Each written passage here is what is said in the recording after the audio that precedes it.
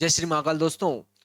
MP board और NCERT class 10th अध्याय 10 व्रत सर्कल, इससे संबंधित महत्वपूर्ण प्रश्न देखेंगे। इससे पहले वर्ष या गत वर्षों में 2023, 24, 25 में कौन कौन से प्रश्न पूछे गए उनका भी अपन जो है अध्ययन करेंगे। वैसे मैंने आपके 2023, 24 और 25 के पेपर अपलोड कर रखे हैं, वार्षिक परीक्षा के, कक्षा 10वीं के, 9वीं, 11वीं और 12वीं के, तो आप उनको भी जरूर देखें। चलो देखते देखे, आपकी बहुत अच्छी तैयारी हो इसके लिए आपको देखना जरूरी है। देखते हैं यहाँ पर, देखो व्रत क्या होता है। पहले अपन देखते हैं व्रत। देखो व्रत व्रत क्या हो जाएगा। देखो अगर अपन ने ये बिंदु ले लिया, एक बिंदु, और इस बिंदु से समान दूरी पर स्थित बिंदुओं को मिलाया। देखो इस बिंदु से अपन अगर समान दूरी पर स्थित बिंदुओं को मिलाएंगे, ये बहुत सारे बिंदु लिए अपन ने, बहुत पास पास बिंदु लिए, और इन सबको मिलाते हैं, तो अपन इसे क्या कहेंगे, अपन व्रत। किसी बिंदु से समान दूरी पर स्थित बिंदुओं का समूह। देखो इस बिंदु से, ये क्या है, देखो केंद्र है, केंद्र मान लिया अपन ने, और इस बिंदु से समान दूरी पर बहुत सारे बिंदु लिए, बहुत पास पास बिंदु लिए, और इन बिंदुओं का जो समूह है वो क्या कहलाएगा, व्रत। किसी बिंदु से समान दूरी पर स्थित बिंदुओं का समूह व्रत कहलाता है। ठीक है, क्या हो जाएगी आपके व्रत की परिभाषा। किसी निश्चित बिंदु, किसी निश्चित निश्चित बिंदु से, किसी निश्चित बिंदु से समान दूरी पर, दूरी पर स्थित बिंदुओं का समूह, बिंदुओं का समूह, समूह व्रत कहलाता है। व्रत कहलाता है, व्रत कहलाता है। ठीक है, या ऐसे भी कह सकते हैं कि किसी बिंदु से निश्चित दूरी पर स्थित बिंदुओं को मिलाने वाला वक्र व्रत कहलाता है। ठीक है, वक्र जो होगा, किसी बिंदु से, किसी निश्चित बिंदु से समान दूरी पर स्थित बिंदुओं को मिलाने वाला वक्र क्या कहलाएगा, आपके व्रत। ये भी इसकी आप परिभाषा लिख सकते हैं। किसी निश्चित बिंदु से, किसी निश्चित बिंदु से, किसी निश्चित बिंदु से समान दूरी पर, समान दूरी पर स्थित बिंदुओं को, बिंदुओं को मिलाने वाला, मिलाने वाला वृत्तीय तल, वृत्तीय तल, या मिलाने वाला,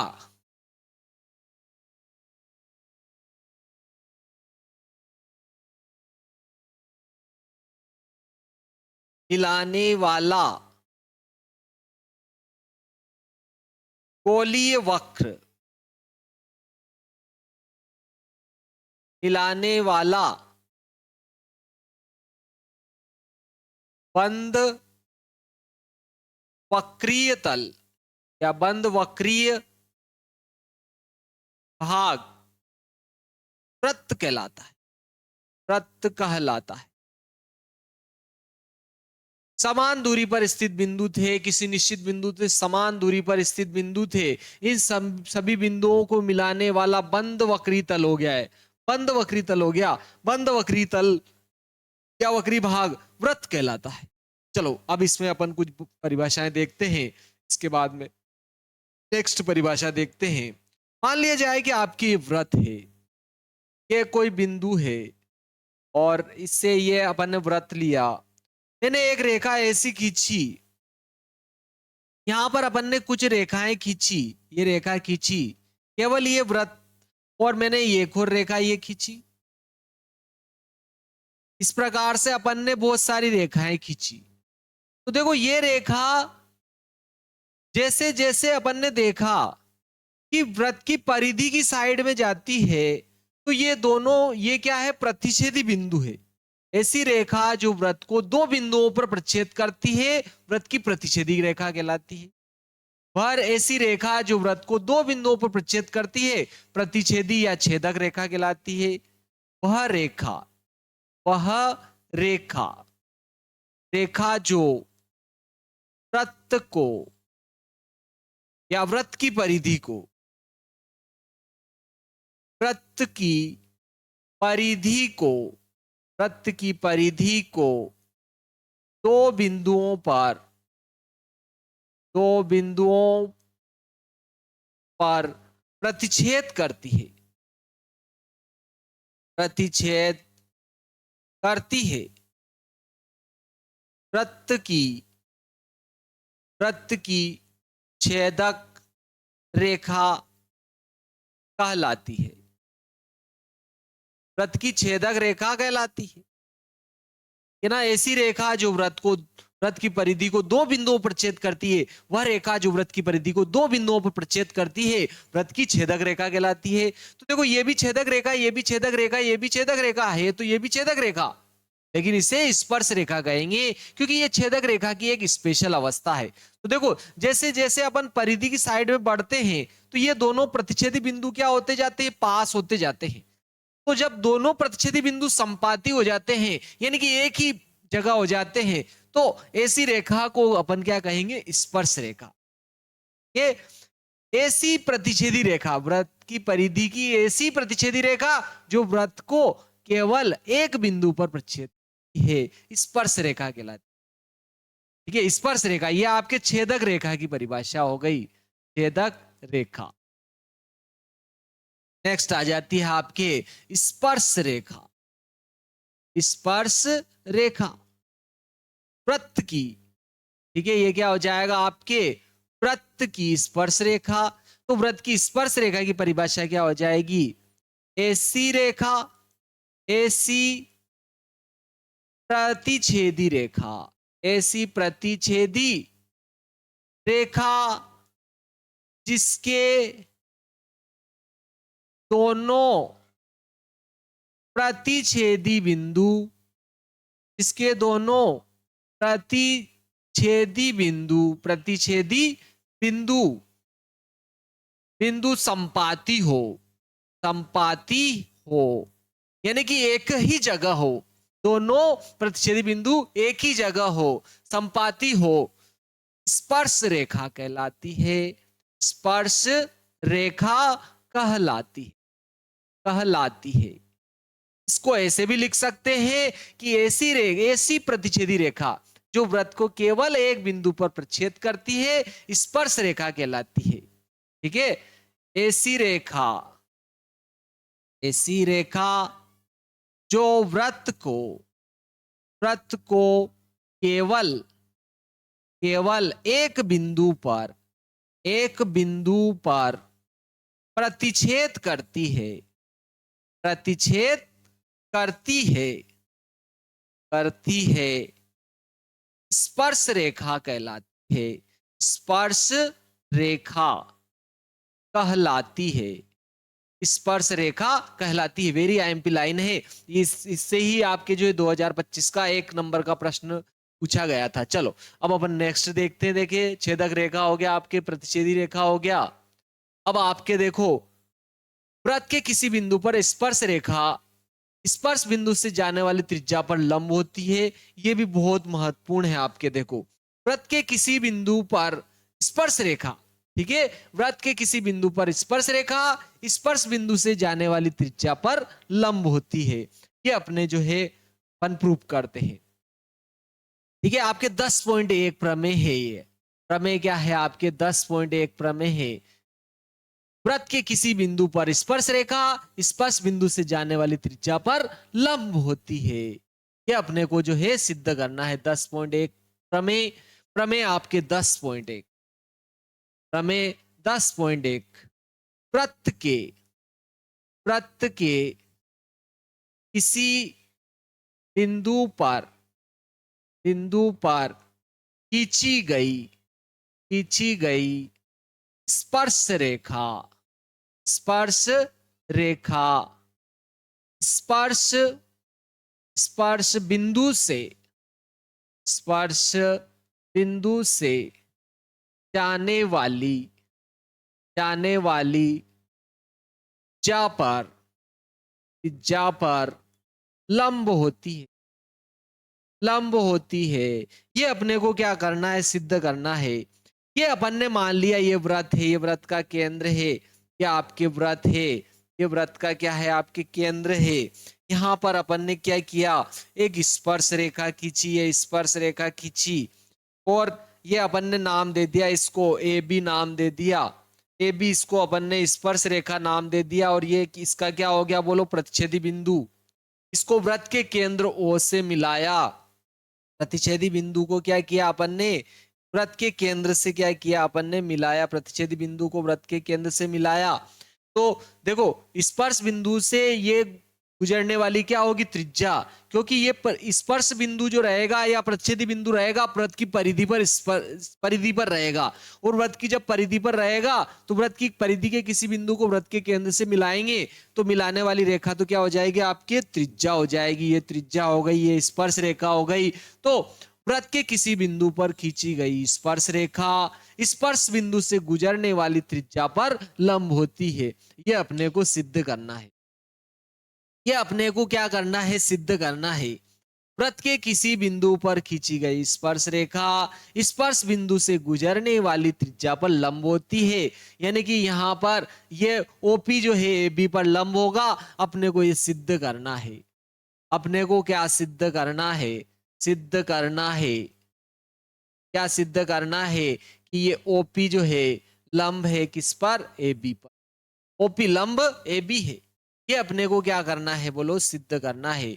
ये ओपी जो है ए बी पर क्या होगा, आपके लंब होगा। ओपी जो है ए बी पर क्या होगा, आपके लंब होगा। ये अपने को प्रूव करना है।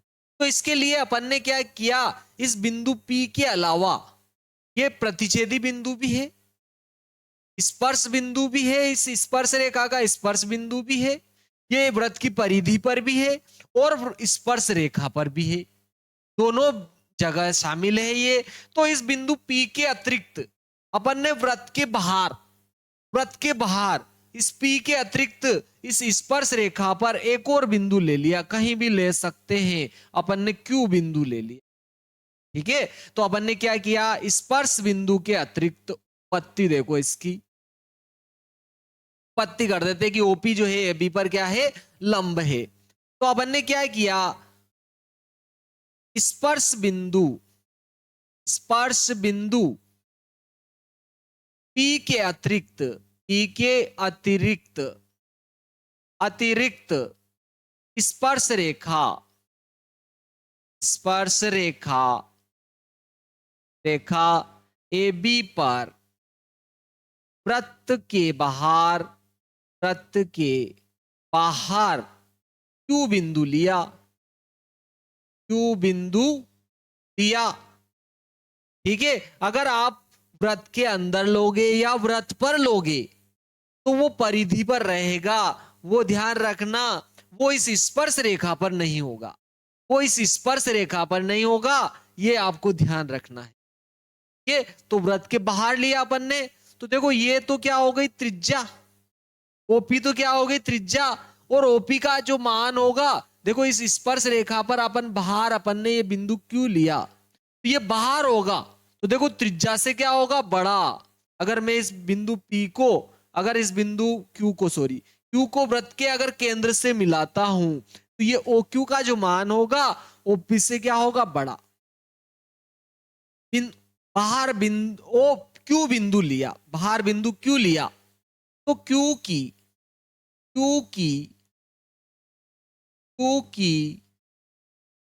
कि आपके Q जो बिंदु होगा, इस बिंदु Q की वृत्त के केंद्र O से दूरी OQ त्रिज्या OP से बड़ी होगी, ठीक है। चाहे ये बिंदु जो है इस AB स्पर्श रेखा पर कहीं भी लिया जाए, चाहे चाहे यह यह बिंदु यह बिंदु क्यू स्पर्श रेखा पर कहीं भी लिया जाए, कहीं भी लिया जाए, कहीं भी लिया जाए, कहीं भी लिया जाए, इस आपके OQ का जो मान होगा OP से क्या होगा, सदैव बड़ा होगा। यह आपको ध्यान रखना है कि आपके OQ जो रहेगा हमेशा के लिए OP से क्या होगा, बड़ा होगा। यानी कि कहने का यह अर्थ है कि OP ये जो OP है, ये OP क्या है, इस स्पर्श रेखा की वृत्त के केंद्र से न्यूनतम दूरी है। ठीक है, ये और जो क्या होगा बोलो, वृत्त और स्पर्श रेखा का उभयनिष्ठ बिंदु भी, वृत्त और स्पर्श रेखा का क्या होगा, ये उभयनिष्ठ बिंदु भी होगा। तो अपन यहां पर लिख देते हैं। ठीक है, न्यूनतम दूरी भी है, वो सबसे कम दूरी होगी, अर्थात अर्थात ओपी ओपी न्यूनतम दूरी है, न्यूनतम दूरी है। ठीक है, ओपी क्या है बोलो, स्पर्श रेखा की न्यूनतम दूरी है, अर्थात ओपी स्पर्श रेखा की न्यूनतम दूरी है, अर्थात ओपी वृत्त पर स्पर्श रेखा न्यूनतम दूरी होगी, न्यूनतम दूरी होगी, कम से कम दूरी होगी। और यह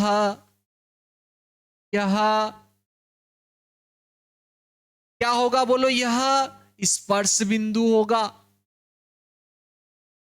यह पी स्पर्श बिंदु होगा, स्पर्श बिंदु होगा, तथा ओपी त्रिज्या होगी। ठीक है, अर्थात ओपी वृत्त पर स्पर्श रेखा की न्यूनतम दूरी होगी, यह पी स्पर्श बिंदु होगा, तथा ओपी त्रिज्या होगी, त्रिज्या होगी। ठीक है, अब जब त्रिज्या भी है, न्यूनतम दूरी भी है, और हमेशा न्यूनतम दूरी क्या होती है, लंबवत होती है। हमेशा आप ध्यान रखना, किसी की भी अगर लंबवत दूरी ली जाएगी, लंबवत दूरी का मान निकालना है किसी रेखा पर, अगर किसी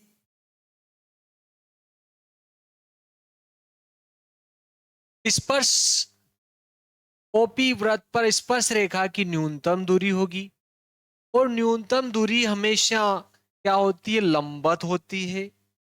न्यूनतम दूरी हमेशा मान लिया जाए कि ये रेखा है, और इस बिंदु से मैं इस रेखा की अगर दूरी लूंगा, तो लंबवत दूरी ही सबसे क्या होगी, कम होगी। लंबवत जो दूरी रहेगी वो ही क्या होगी, सबसे कम होगी।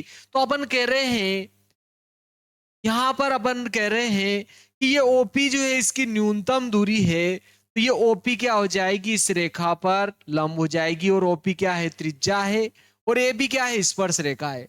अर्थात ओपी जो है स्पर्श रेखा ए बी पर क्या हो जाएगी, आपके लंब हो जाएगी। तो अपन यहां पर क्या लिखेंगे, अर्थात ओपी वृत्त पर स्पर्श रेखा की न्यूनतम दूरी होगी, यह ओपी त्रिज्या है, त्रिज्या है स्पर्श रेखा ए बी पर, स्पर्श रेखा ए बी है, स्पर्श रेखा क्या है, बी, यह ओपी त्रिज्या है, स्पर्श रेखा ए बी है, अर्थात ओपी लंब ए बी है, ए बी होगा। ये जो ओपी जो त्रिज्या है इस स्पर्श रेखा पर क्या होगी, लंब होगी, लंबवत दूरी होगी, लंबवत दूरी सबसे कम होती है। तो आपके सिद्ध हुआ कि स्पर्श रेखा जो है वृत्त के स्पर्श बिंदु से गुजरने वाली त्रिज्या जो होती है उस पर क्या होती है, आपके लंब होती है, आपके क्या होती है, लंब होती है। अपन ने ये सिद्ध किया। इसके बाद में आपके देखो नेक्स्ट आता है, नेक्स्ट आता है देखो आपके प्रश्नावली स्टार्ट हो रही है इसमें। बहुत ही महत्वपूर्ण प्रश्नावली है और बहुत ही छोटी सी है, छोटे नंबरों की प्रश्नावली भी है और बहुत सिंपल भी है।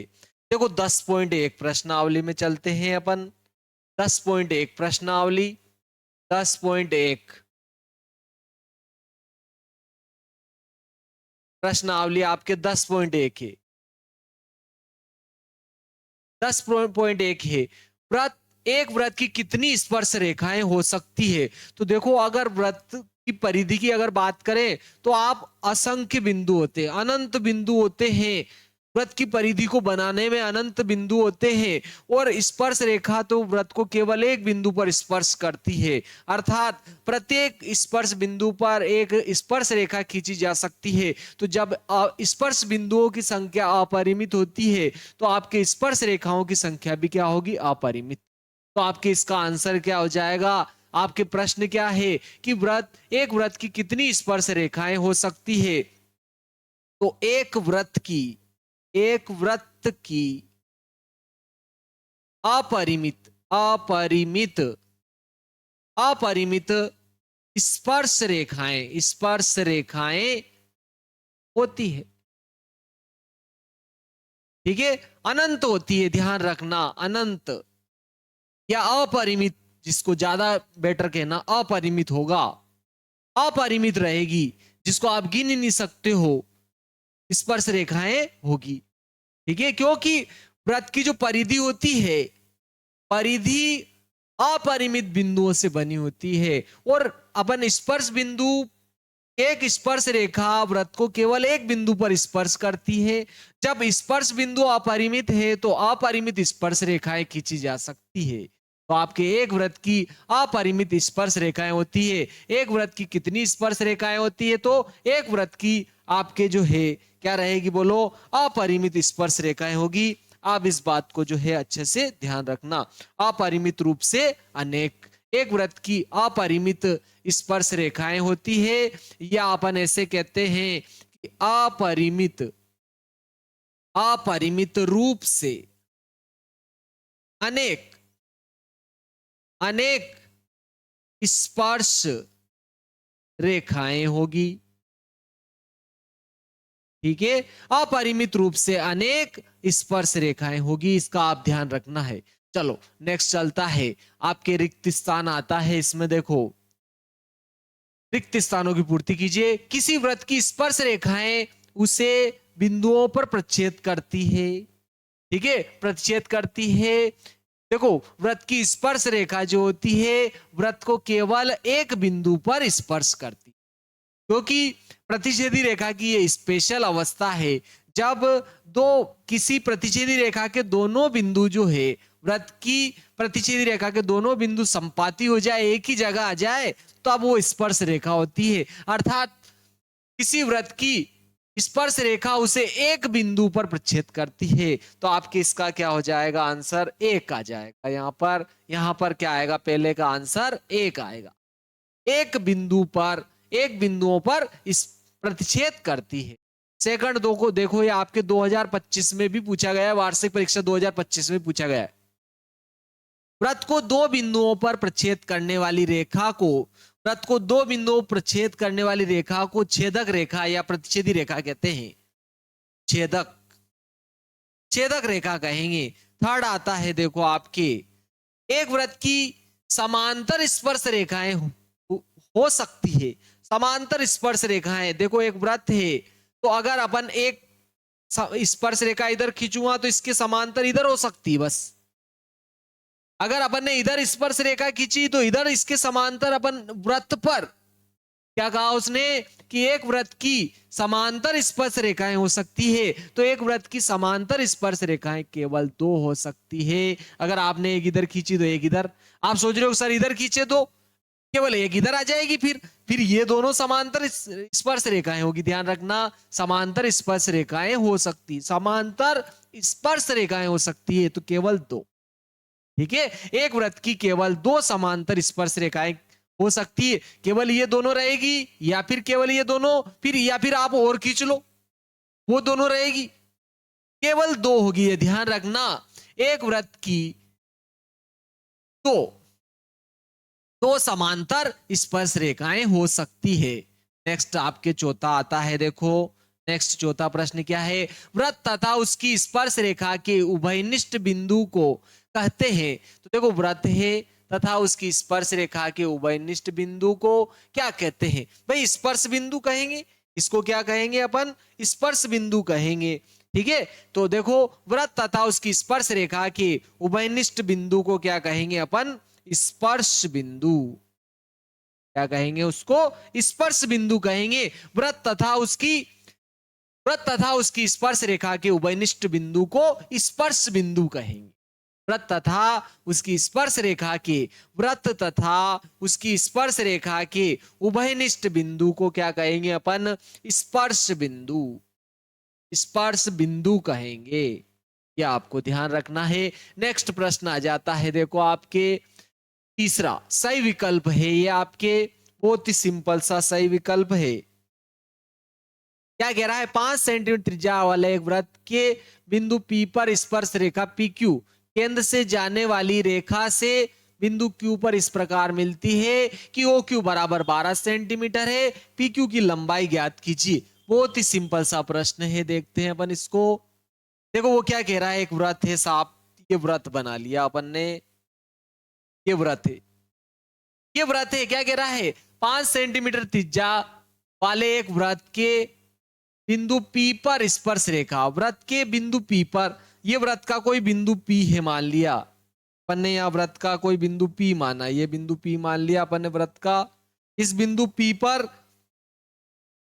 स्पर्श रेखा खींची साहब, इस बिंदु P पर अपन ने क्या किया? एक स्पर्श रेखा खींची, ये स्पर्श रेखा खींची बिंदु P पर।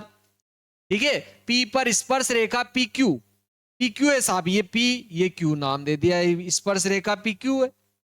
PQ केंद्र O से जाने वाली एक रेखा से, ठीक है, केंद्र O से एक जाने वाली एक रेखा से Q पर मिलती है। ठीक है, इसके केंद्र से एक और रेखा जा रही है, केंद्र से जाने वाली रेखा से कहां मिलती है बोलो? Q पर मिलती है। ये केंद्र से जाने वाली रेखा हो गई, इसको कहां से मिल रही? Q पर। ठीक है, क्या है प्रश्न? क्या है? एक वृत्त के बिंदु P पर स्पर्श रेखा PQ वृत्त के केंद्र से जाने वाली रेखा से Q पर मिलती है, Q पर मिलती है, और Q पर इस प्रकार से मिलती है कि OQ बराबर 12, यानी कि O से Q की जो दूरी है वो 12 सेंटीमीटर है।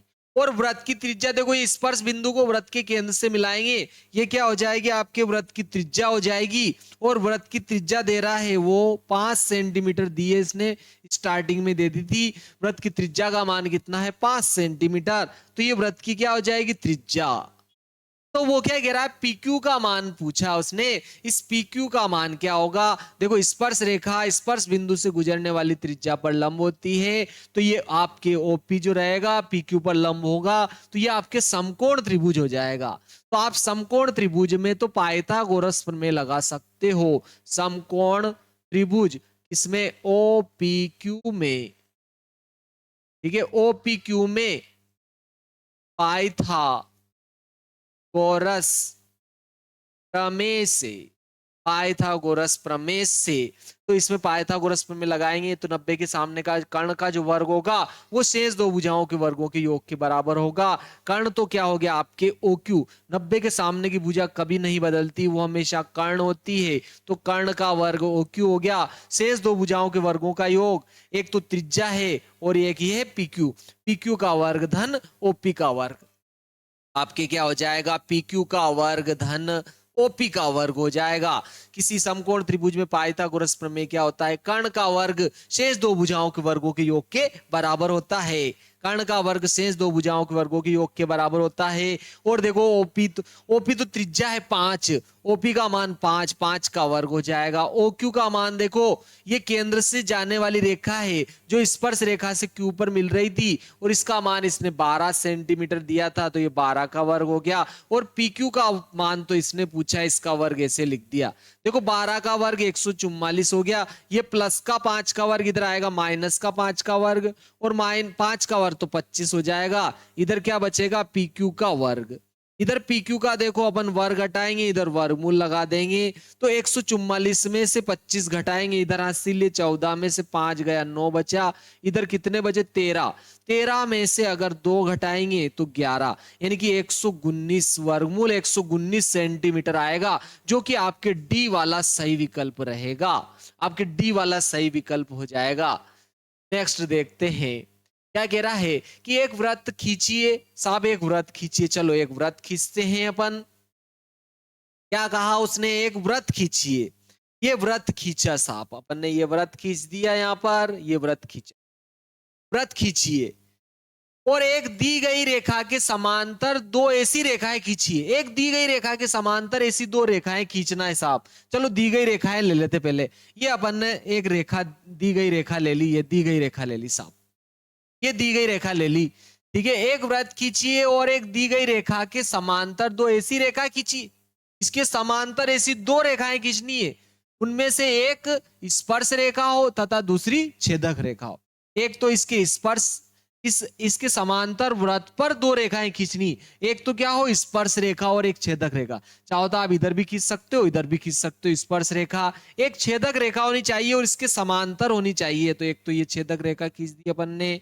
आप स्पर्श रेखा इधर भी खींच सकते हो इधर भी खींच सकते हो, अगर आप इधर खींचोगे तो ये हो जाएगी आपके स्पर्श रेखा, और अगर आप इधर खींचते हो,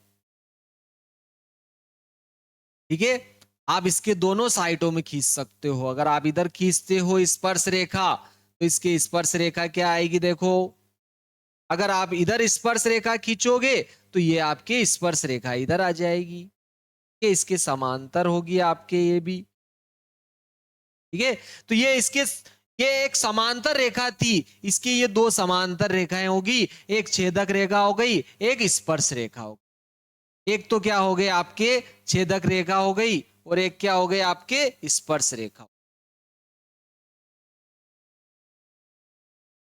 एक छेदक रेखा हो जाएगी आपके और एक स्पर्श रेखा हो जाएगी, ये दो रेखाएं हो गई, ये एक तो स्पर्श रेखा हो गई एक छेदक रेखा हो गई, एक दी गई रेखा के समांतर, केवल उसने खींचने की बात करी थी, एक वृत्त खींचिए और एक दी गई रेखा के समांतर दो ऐसी रेखाएं खींचिए जिनमें से एक स्पर्श रेखा हो तथा दूसरी छेदक रेखा, तो ये तो क्या हो गए आपके स्पर्श रेखा, स्पर्श रेखा, स्पर्श रेखा, स्पर्श रेखा यहां तो ये वाली है और यहां ये वाली है, ठीक है, दोनों में बाहर वाली है, और ये क्या हो गई आपके छेदक रेखा, छेदक रेखा, ठीक है, यहां पर ये है यहां पर ये है, ये आपके छेदक रेखा है, यहां पर ये छेदक रेखा है, ठीक है, और ये कौन सी रेखा, दी गई रेखा, दी गई रेखा, ठीक है। इतना आपको नहीं बनाना था, बस आपको इतना लिखना नहीं है, ये कोई लिखना नहीं था, केवल ये रेखाएं खींचनी थी। चलो नेक्स्ट प्रश्न देखते हैं, बहुत ही महत्वपूर्ण महत्वपूर्ण प्रश्न है आपके, बहुत ही सिंपल सिंपल है और बहुत ही महत्वपूर्ण महत्वपूर्ण प्रश्न है।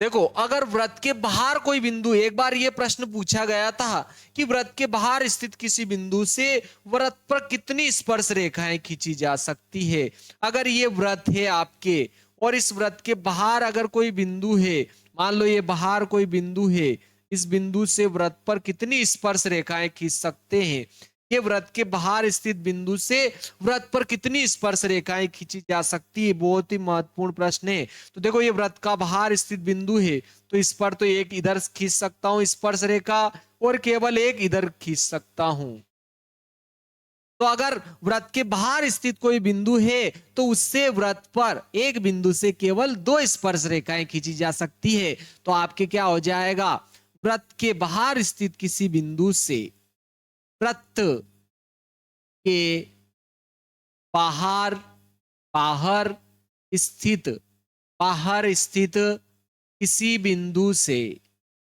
किसी बिंदु से वृत्त पर केवल दो स्पर्श रेखाएं खींची जा सकती है, दो स्पर्श, स्पर्श रेखाएं रेखाएं खींची जा सकती है, खींची जा सकती है। यह आपको ध्यान रखना है, बहुत ही महत्वपूर्ण है कि वृत्त पर अगर कोई बाह्य बिंदु है तो उस पर कितनी स्पर्श रेखाएं खींची जा सकती, दो। ठीक है, दोनों की लंबाई यहां बराबर होती है, अपन सिद्ध करेंगे, बहुत ही महत्वपूर्ण है। देखो 2025 और 23 में पूछा गया है कि बाह्य बिंदु से वृत्त पर खींची गई स्पर्श रेखाओं की लंबाइयां बराबर होती है, बहुत ही महत्वपूर्ण है। 2023 में पूछा गया और 25 में पूछा गया है। ठीक है, आप देख लेना चाहो तो, पेपर मैंने अपलोड कर रखे हैं वीडियो हल सहित। चलो देखो, इसको अपन सिद्ध करते हैं कि वृत्त बाह्य बिंदु से वृत्त पर खींची गई स्पर्श रेखाओं की लंबाइयां बराबर होती है। 10.2 प्रमेय, बाह्य बिंदु से वृत्त पर खींची गई स्पर्श रेखाओं की लंबाइयां बराबर होती है। ये अपन जो है सिद्ध करते हैं। 10 पॉइंट आपके दो प्रमेय हैं। प्रमेय 10.2, 10.2 ये आपके 2023 वार्षिक परीक्षा में और 2025 की वार्षिक परीक्षा में भी पूछा गया है। ठीक है, क्या है आपके, बाह्य बिंदु से वृत्त पर खींची गई, बाह्य बिंदु से, बाह्य बिंदु से वृत्त पर खींची गई, खींची गई स्पर्श रेखाएं, स्पर्श रेखाएं बराबर होती है, बराबर होती है। ठीक है ना, बाह्य बिंदु से वृत्त पर खींची गई स्पर्श रेखाओं की लंबाइयां बराबर होती है, या बाह्य बिंदु से वृत्त पर खींची गई स्पर्श रेखाएं बराबर होती है, बाह्य बिंदु से वृत्त पर खींची गई स्पर्श रेखाएं बराबर होती है, या स्पर्श रेखाओं की लंबाइयां बराबर होती है। स्पर्श रेखाओं की लंबाइयां बराबर होती है, यह भी लिख सकते हैं, स्पर्श रेखाओं की लंबाइयां बराबर होती है, इसकी जगह आप ये भी लिख सकते हो। ठीक है, बाह्य बिंदु से वृत्त पर खींची गई स्पर्श रेखाएं बराबर होती है। तो चलो अपन देखते हैं, अपन ने क्या मतलब, अपने को दिया है वृत्त, दिया है इसने साहब, ये वृत्त दिया है, और केंद्र भी दिया है इसका ओ है, ये बाह्य बिंदु भी दिया है, इससे बाह्य बिंदु से वृत्त पर स्पर्श रेखाएं भी अपने को क्या कर रखी है, इसने दे रखी है। ये एक स्पर्श रेखा ये है, और एक स्पर्श रेखा ये है। बाह्य बिंदु से वृत्त पर स्पर्श रेखा भी दे दी। ये बाह्य बिंदु है, मान लिया पी, इस पी से वृत्त पर दो स्पर्श रेखा, एक तो पी है और एक ये है पीबी, ये भी दे रखी है। तो दिया है, देखो अपने को इसने दिया है, दिया है बाह्य बिंदु पी से वृत्त पर स्पर्श रेखाएं, बाह्य बिंदु पी से वृत्त पर स्पर्श रेखाएं, स्पर्श रेखाएं पीए तथा पीबी है, पीए तथा पीबी है। इस बाह्य बिंदु से वृत्त पर स्पर्श रेखाएं पीए है और पीबी है। अपने को क्या सिद्ध करना है, देखो सिद्ध करना है, सिद्ध करना है, क्या सिद्ध करना है कि ये बाह्य बिंदु से जो दोनों स्पर्श रेखाएं खींची गई है, इन दोनों की लंबाइयां क्या होती है, आपके बराबर होती है। वृत्त के बाह्य बिंदु से वृत्त पर खींची गई स्पर्श रेखाएं बराबर होती है। तो पीए का मान, पीए का मान जो होता है वो पीबी के क्या होता है, बराबर होता है। वृत्त के बाह्य बिंदु से ये जो वृत्त पर खींची गई दोनों स्पर्श रेखाएं बराबर लंबाइयों की होती है, बराबर होती है। सिद्ध करना है रचना। देखो आप रचना लिखो ना लिखो चलेगा, ठीक है, लेकिन इसमें तो अपन बनाएंगे ही सही। चलो बना देते हैं। रचना क्या है, ये जो वृत्त का केंद्र O है, इस वृत्त के केंद्र O को A से मिलाया, O को B से मिलाया और O को P से मिलाया, यानी कि OA OB तथा OP को मिलाया। क्या किया अपन ने, OA OB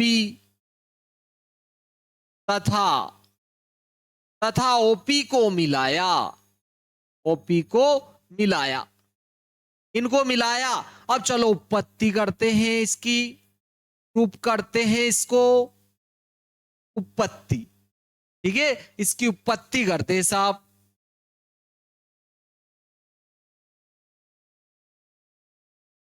इसकी क्या करते हैं अपन, उपपत्ति। उपपत्ति करते हैं साहब कि वृत्त के बाह्य बिंदु से वृत्त पर खींची गई स्पर्श रेखाओं की लंबाई है क्या होती है, बार आपके बराबर होती है। तो देखो अपने पास में यहां पर दो त्रिभुज आ गए, एक तो OAP त्रिभुज आया और एक OBP त्रिभुज आया। त्रिभुज त्रिभुज OAP व त्रिभुज OBP में इन दोनों त्रिभुजों को मैं क्या करने वाला हूं, आपके सर्वांगसम सिद्ध करने वाला हूं। ठीक है, इन दोनों त्रिभुजों को कैसे न कैसे अगर सर्वांगसम अपन सिद्ध कर देते हैं तो CBCD नियम से सर्वांगसम त्रिभुजों की संगत भुजाएं क्या होती है, बराबर होती है, सिद्ध हो जाएगा। तो ये भुजा इस भुजा के बराबर बता देंगे, सिद्ध हो जाएगा। तो इसको सर्वांगसम सिद्ध करना है दोनों त्रिभुजों को, कौन सा, एक तो OAP लिया, OAP त्रिभुज लिया और एक OBP त्रिभुज लिया, दोनों को सर्वांगसम सिद्ध कर देते। तो देखो स्पर्श बिंदु, वृत्त के किसी बिंदु पर खींची गई स्पर्श रेखा स्पर्श बिंदु से गुजरने वाली त्रिज्या पर लंब होती है, अपन ये जानते हैं। तो अपन यहां लिख देते, चूंकि वृत्त के किसी बिंदु पर खींची गई स्पर्श रेखा वृत्त के किसी बिंदु पर खींची गई स्पर्श रेखा स्पर्श बिंदु से गुजरने वाली त्रिज्या पर लंब होती है। वृत्त के अगर आप किसी भी बिंदु पर स्पर्श रेखा खींचते हैं तो स्पर्श बिंदु से गुजरने वाली त्रिज्या पर क्या होती है, आपके लंब होती है। वृत्त के किसी बिंदु पर अगर स्पर्श रेखा खींची जाती है तो वो स्पर्श बिंदु से गुजरने वाली त्रिज्या पर क्या होती है, बोलो, लंब होती है। ये अपन जानते हैं अच्छी तरीके से, क्योंकि वृत्त के किसी बिंदु पर वृत्त के किसी बिंदु पर वृत्त के किसी बिंदु पर खींची गई स्पर्श रेखा स्पर्श बिंदु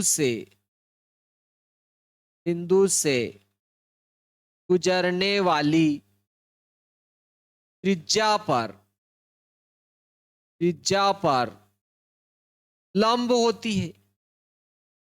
लंब होगी, लंबवत होगी, तो कोण कितने का बनेगा, 90 डिग्री का। ये स्पर्श रेखा और ये त्रिज्या है, लंब होगी तो ये कोण भी 90 डिग्री का, ये स्पर्श रेखा और ये त्रिज्या तो ये कोण भी 90 का होगा, यानी कि दोनों कोण 90-90 के हो जाएंगे। तो अपन ने लिख दिया कोण OAP बराबर कोण OBP बराबर 90 डिग्री। OAP और OBP दोनों कोण 90-90 के रहेंगे। और देखो इसमें भी 90 के सामने का ये कर्ण, इसमें भी 90 के सामने का कर्ण, दोनों त्रिभुजों में आ रही है OP भुजा, इस त्रिभुज में भी आ रही है और इसमें भी आ रही है। तो OP क्या हो गई, उभयनिष्ठ भुजा। OP बराबर OP उभयनिष्ठ भुजा, लेकिन कर्ण भी है क्योंकि 90 के सामने की है। ये क्या है, बोलो, उभयनिष्ठ भुजा। उभयनिष्ठ भुजा क्योंकि दोनों त्रिभुजों में आ रही है तो बराबर तो होगी, सही ना। और दूसरी बात देखो, एक ही वृत्त की त्रिज्या क्या होती है, बराबर। तो OA बराबर OB, ये लिख दिया अपन ने, OA बराबर OB। ये किस कारण से है, एक ही वृत्त की त्रिज्या है। जब एक ही वृत्त की त्रिज्या है तो क्या हो जाएगी, आपके बराबर हो जाएगी। एक ही वृत्त की त्रिज्या है तो बराबर होगी साहब। लेकिन देखो ये तो समकोण बता दिया, 90 डिग्री का कोण बताया, और ये 90 के सामने क्या था, दोनों में कर्ण और ये भुजा, तो ये तो समकोण कर्ण भुजा प्रमेय हो गया। समकोण कर्ण भुजा सर्वांग समता प्रमेय, RHS प्रमेय हो गया। RHS सर्वांग समता होगी, right angle hypotenuse side, RHS प्रमेय हो गया। RHS प्रमेय से दोनों त्रिभुज क्या हो जाए, सर्वांग सम। त्रिभुज OAP सर्वांग सम होगा आपके त्रिभुज किसके, OBP के। कौन सी सर्वांग समता है, RHS सर्वांग समता से। RHS सर्वांग समता से ये दोनों त्रिभुज क्या हो गए, बोलो, सर्वांग सम हो गए साहब। जब ये दोनों त्रिभुज सर्वांग सम है तो CPCT नियम क्या कहता है, सीपीसीटी नियम क्या कहता है, जब ये दोनों त्रिभुज सर्वांग सम होंगे तो इनकी संगत भुजाएं क्या होगी, बराबर। इसकी इधर वाली भुजा इसकी इधर वाली भुजा के बराबर होगी, यानी कि पीए बराबर क्या हो जाएगा, पीबी। पीए बराबर क्या हो जाएगा आपके, पीबी।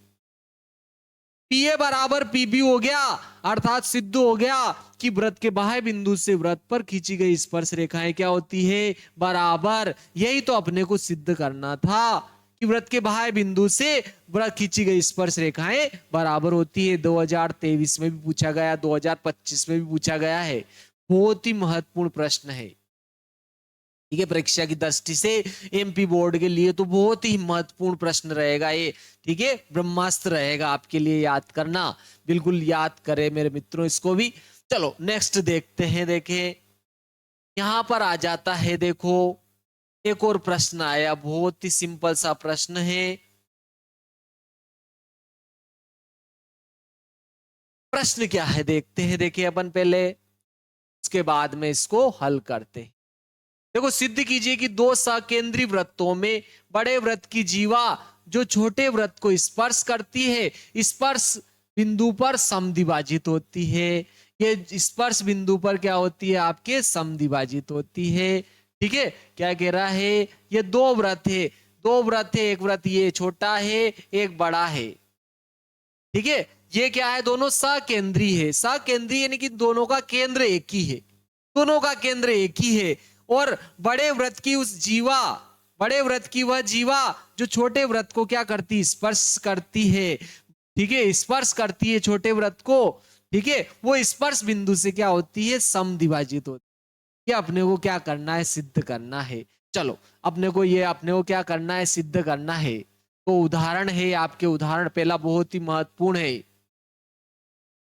उदाहरण आपके कौन सा है, एक है। क्या कह रहा है, सिद्ध कीजिए कि दो सकेंद्री वृत्तों में बड़े वृत्त की जीवा जो छोटे वृत्त को स्पर्श करती है।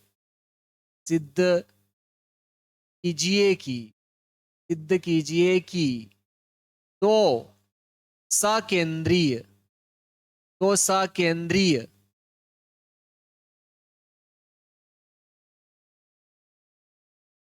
दो सकेंद्रीय दो सकेंद्रीय वृत्तों में, दो सकेंद्रीय वृत्तों में, दो सकेंद्रीय वृत्तों में बड़े वृत्त की जीवा, बड़े वृत्त की जीवा, बड़े वृत्त की जीवा जो छोटे वृत्त को स्पर्श करती है, जो छोटे वृत्त को, छोटे वृत्त को स्पर्श करती है, स्पर्श करती है, स्पर्श बिंदु से क्या होती है, समद्विभाजित होती है। स्पर्श बिंदु पर समद्विभाजित होती है, स्पर्श बिंदु पर समद्विभाजित होती, समद्विभाजित होती है, समद्विभाजित होती है। ये अपने को क्या करना है, सिद्ध करना है। देखो यहां पर अपन जो है बहुत ही महत्वपूर्ण प्रमेय है, उदाहरण है आपके। देखो ये आपके दो सकेंद्री वृत्त ले लेते हैं अपन। देखो एक वृत्त तो ये है आपके, दो सकेंद्री वृत्त है, दोनों के केंद्र एक ही है, ये दोनों के केंद्र है, ठीक है। ये दोनों का क्या है, केंद्र है, उभयनिष्ठ केंद्र है। अपन ने मान लिया दोनों का क्या है, ये उभयनिष्ठ केंद्र है, सकेंद्री है, दोनों का केंद्र एक ही आपके। इसमें ये दो सकेंद्री वृत्त हो गया, एक तो छोटा वृत्त हो गया, ये छोटा वृत्त हो गया, और एक और ये बड़ा वृत्त हो गया, दो सकेंद्री वृत्त हो गए। ये दो सकेंद्री वृत्त हो गए। इसमें क्या कह रहा है कि बड़े वृत्त की जीवा जो छोटे वृत्त को क्या करती है, स्पर्श करती है। ये बड़े वृत्त की देखो जीवा हो गई, जो छोटे वृत्त को क्या कर रही है, स्पर्श कर रही है, ठीक है। बड़े वृत्त की जीवा हो गई है, जो छोटे वृत्त को क्या करती है, आपके स्पर्श करती है। स्पर्श बिंदु से क्या होती है, समद्विभाजित, ठीक है। स्पर्श बिंदु पर क्या होती है, समद्विभाजित, यानी कि बराबर बराबर दो भागों में विभाजित होती है। मान लो इस स्पर्श रेखा को अपन ने ए बी नाम दे दिया, और स्पर्श बिंदु को अपन ने इसको ओ नाम दिया, और इसको नाम दे दिया अपन ने एम। तो ये एम बिंदु से क्या होगी, समद्विभाजित, क्योंकि एम क्या हो गया, आपके स्पर्श बिंदु। ठीक है, दो सकेंद्रीय वृत्त, ठीक है, बड़े वृत्त की जीवा ए बी है, जो छोटे वृत्त को एम पर स्पर्श करती है। दो सकेंद्रीय वृत्त, दो सकेंद्रीय सकेंद्रीय वृत्तों में बड़े वृत्त की जीवा ए बी छोटे वृत्त को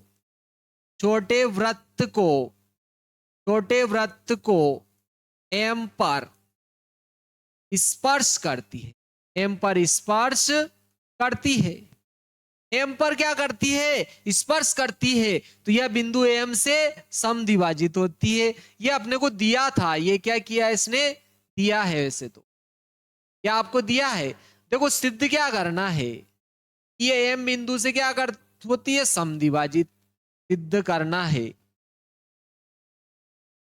सिद्ध क्या करना है कि यह बिंदु एम से ए बी, एम से ए बी एम से समद्विभाजित होती है, समद्विभाजित होती है। ये अपने को क्या करना है, सिद्ध करना है कि यह जो है बिंदु एम से क्या, बिंदु एम से यह क्या होती है, आपके समद्विभाजित होती है। ये अपने को सिद्ध करना कि ए बी एम से समद्विभाजित होती है, बराबर दो भागों में बांटती है। तो स्पर्श बिंदु को ओ से मिलाया, ये अपन ने क्या किया, स्पर्श बिंदु को क्या किया, ओ से मिलाया। ठीक है, हल देखो अब आपके हल, स्पर्श बिंदु एम को ओ से मिलाया, तो देखो ओ एम तो त्रिज्या है और ए बी स्पर्श रेखा है, और स्पर्श रेखा त्रिज्या पर क्या होती है, लंब। ठीक है, ओ एम त्रिज्या है,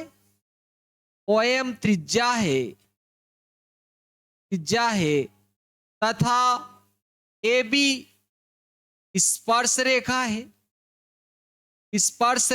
है, ओ एम तो क्या है, त्रिज्या है, और ए बी क्या है, स्पर्श रेखा है।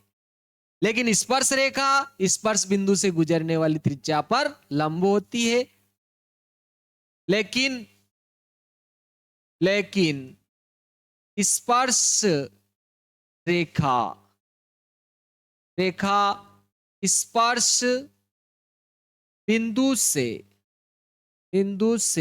बिंदु से गुजरने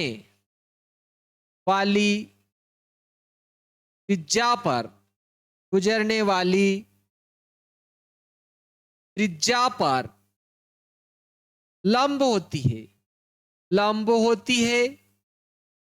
ठीक है, इसलिए OM AB पर लंब होगा, इसलिए OM लंब AB होगा। ये OM जो है AB पर लंब होगा, लेकिन AB तो क्या है, बड़े वृत्त की जीवा है, और ये इसके केंद्र से जीवा पर लंब हो गया। ठीक है, देखो अर्थात OM लंब AB हो गया, यानी कि AB तो बड़े वृत्त की जीवा है, और OM क्या हो गया, केंद्र से इस पर लंब। लेकिन केंद्र से जीवा पर डाला गया लंब जीवा को समद्विभाजित करता है, वृत्त के केंद्र से वृत्त की जीवा पर डाला गया लंब जीवा को समद्विभाजित करता है। ठीक है, OM लंब AB है, OM लंब AB होगा।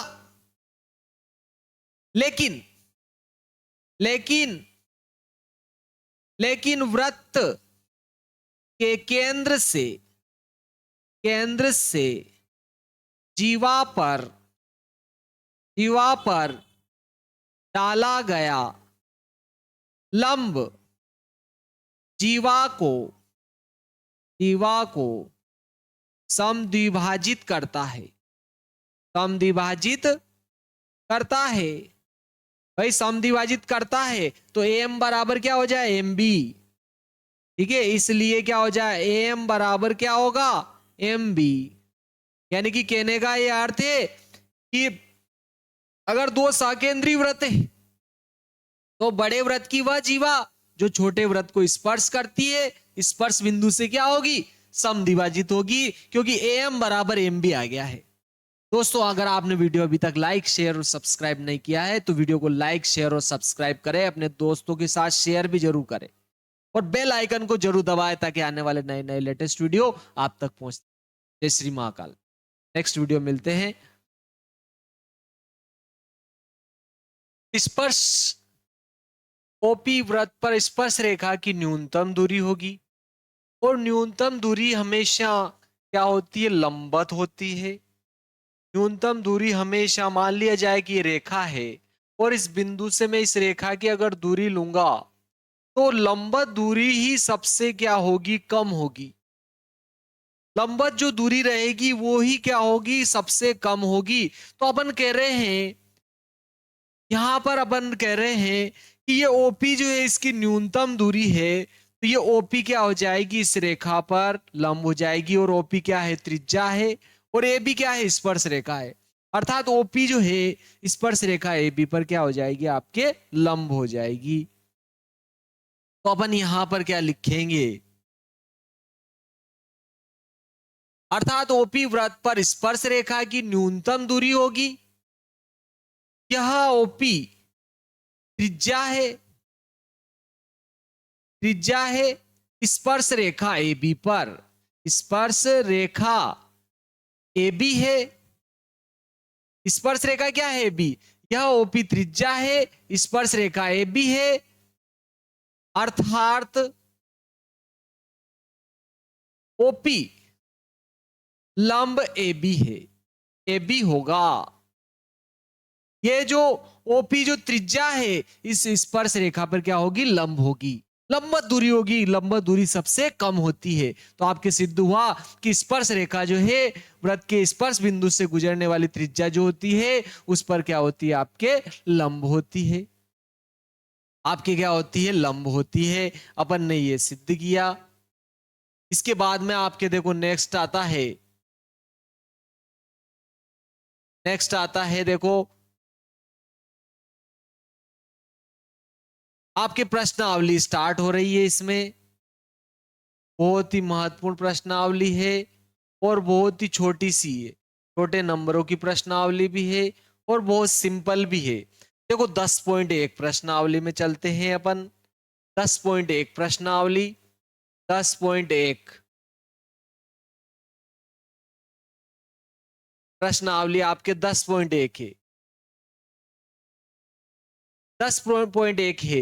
वृत्त, एक वृत्त की कितनी स्पर्श रेखाएं हो सकती है। तो देखो अगर वृत्त की परिधि की अगर बात करें तो आप असंख्य बिंदु होते हैं, अनंत बिंदु होते हैं, वृत्त की परिधि को बनाने में अनंत बिंदु होते हैं और स्पर्श रेखा तो वृत्त को केवल एक बिंदु पर स्पर्श करती है। अर्थात प्रत्येक स्पर्श बिंदु पर एक स्पर्श रेखा खींची जा सकती है। तो जब स्पर्श बिंदुओं की संख्या अपरिमित होती है तो आपके स्पर्श रेखाओं की संख्या भी क्या होगी, अपरिमित। तो आपके इसका आंसर क्या हो जाएगा, आपके प्रश्न क्या है कि वृत्त, एक वृत्त की कितनी स्पर्श रेखाएं हो सकती है। तो एक वृत्त की, एक वृत्त की अपरिमित, अपरिमित, अपरिमित स्पर्श रेखाएं, स्पर्श रेखाएं होती है। ठीक है, अनंत होती है, ध्यान रखना, अनंत या अपरिमित, जिसको ज्यादा बेटर कहना अपरिमित होगा, अपरिमित रहेगी, जिसको आप गिन ही नहीं सकते हो, स्पर्श रेखाएं होगी। ठीक है, क्योंकि वृत्त की जो परिधि होती है, परिधि अपरिमित बिंदुओं से बनी होती है और अपन स्पर्श बिंदु, एक स्पर्श रेखा वृत्त को केवल एक बिंदु पर स्पर्श करती है। जब स्पर्श बिंदु अपरिमित है तो अपरिमित स्पर्श रेखाएं खींची जा सकती है। तो आपके एक वृत्त की अपरिमित स्पर्श रेखाएं होती है। एक वृत्त की कितनी स्पर्श रेखाएं होती है, तो एक वृत्त की आपके जो है क्या रहेगी, बोलो, अपरिमित स्पर्श रेखाएं होगी। आप इस बात को जो है अच्छे से ध्यान रखना, अपरिमित रूप से अनेक, एक वृत्त की अपरिमित स्पर्श रेखाएं होती है, या अपन ऐसे कहते हैं कि अपरिमित, अपरिमित रूप से अनेक अनेक स्पर्श रेखाएं होगी। ठीक है, अपरिमित रूप से अनेक स्पर्श रेखाएं होगी, इसका आप ध्यान रखना है। चलो नेक्स्ट चलता है, आपके रिक्त स्थान आता है, इसमें देखो रिक्त स्थानों की पूर्ति कीजिए। किसी वृत्त की स्पर्श रेखाएं उसे बिंदुओं पर प्रच्छेद करती है। ठीक है, प्रच्छेद करती है। देखो वृत्त की स्पर्श रेखा जो होती है वृत्त को केवल एक बिंदु पर स्पर्श करती, क्योंकि प्रतिच्छेदी रेखा की ये स्पेशल अवस्था है जब दो किसी प्रतिच्छेदी रेखा के दोनों बिंदु जो है वृत्त की प्रतिच्छेदी रेखा के दोनों बिंदु संपाती हो जाए, एक ही जगह आ जाए, तो अब वो स्पर्श रेखा होती है। अर्थात किसी वृत्त की स्पर्श रेखा उसे एक बिंदु पर प्रच्छेद करती है। तो आपके इसका क्या हो जाएगा, आंसर एक आ जाएगा। यहां पर क्या आएगा, पहले का आंसर एक आएगा। एक बिंदु पर, एक बिंदुओं पर इस प्रतिच्छेद करती है। सेकंड दो को देखो, ये आपके 2025 में भी पूछा गया है, वार्षिक परीक्षा 2025 में पूछा गया है। वृत्त को दो बिंदुओं पर प्रच्छेद करने वाली रेखा को, वृत्त को दो बिंदुओं पर प्रच्छेद करने वाली रेखा को छेदक रेखा या प्रतिच्छेदी रेखा कहते हैं। छेदक, छेदक रेखा कहेंगे। थर्ड आता है देखो आपके, एक वृत्त की समांतर स्पर्श रेखाएं हो सकती है। समांतर स्पर्श रेखाएं, देखो एक वृत्त है, तो अगर अपन एक स्पर्श रेखा इधर खींचूंगा तो इसके समांतर इधर हो सकती है बस। अगर अपन ने इधर स्पर्श रेखा खींची तो इधर इसके समांतर अपन वृत्त पर, क्या कहा उसने कि एक वृत्त की समांतर स्पर्श रेखाएं हो सकती है, तो एक वृत्त की समांतर स्पर्श रेखाएं केवल दो हो सकती है। अगर आपने एक इधर खींची तो एक इधर, आप सोच रहे हो सर इधर खींचे तो केवल एक इधर आ जाएगी, फिर ये दोनों समांतर स्पर्श रेखाएं होगी। ध्यान रखना, समांतर स्पर्श रेखाएं हो सकती, समांतर स्पर्श रेखाएं हो सकती है तो केवल दो। ठीक है, एक वृत्त की केवल दो समांतर स्पर्श रेखाएं हो सकती है, केवल ये दोनों रहेगी या फिर केवल ये दोनों, फिर या फिर आप और खींच लो वो दोनों रहेगी, केवल दो होगी। ये ध्यान रखना, एक वृत्त की दो समांतर स्पर्श रेखाएं हो सकती है। नेक्स्ट आपके चौथा आता है, देखो नेक्स्ट चौथा प्रश्न क्या है, वृत्त तथा उसकी स्पर्श रेखा के उभयनिष्ठ बिंदु को कहते हैं। तो देखो वृत्त है तथा उसकी स्पर्श रेखा के उभयनिष्ठ बिंदु को क्या कहते हैं, भाई स्पर्श बिंदु कहेंगे। इसको क्या कहेंगे अपन, स्पर्श बिंदु कहेंगे। ठीक है, तो देखो वृत्त तथा उसकी स्पर्श रेखा के उभयनिष्ठ बिंदु को क्या कहेंगे अपन, स्पर्श बिंदु। क्या कहेंगे उसको, स्पर्श बिंदु कहेंगे। वृत्त तथा उसकी स्पर्श रेखा के उभयनिष्ठ बिंदु को स्पर्श बिंदु कहेंगे।